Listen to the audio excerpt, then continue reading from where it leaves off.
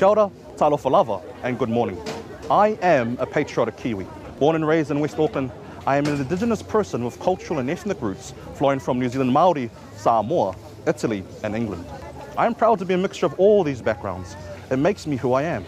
It is a part of my identity. Because of this, I feel close to my ancestors, and I respect them because they are the reason that I am here. And so, I am proud to be a Kiwi and a person of Indigenous descent, and I'm also proud to be a Zionist.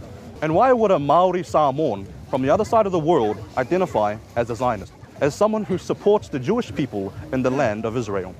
Well, for a number of reasons.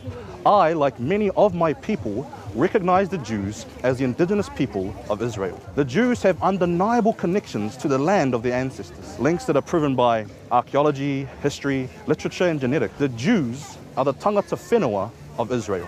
I could recite from memory my Samoan genealogy back to the 1800s, and I have the documents to prove my ancestry all the way back to the 1400s. My ancestors' connection to Samoa is indisputable. But the Jews, they can prove their connection to the land of Israel going back thousands of years. Everyone has heard of King David.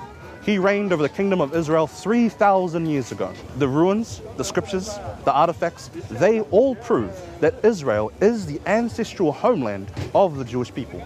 And now, after centuries in exile, millions of Jews have returned to their land. I am here in the Otara Flea Market, a bustling, colourful place of racial diversity and plurality, a multicultural place where people from different racial and social backgrounds can all come together and participate in their daily affairs without being persecuted, living and going about their lives in peace.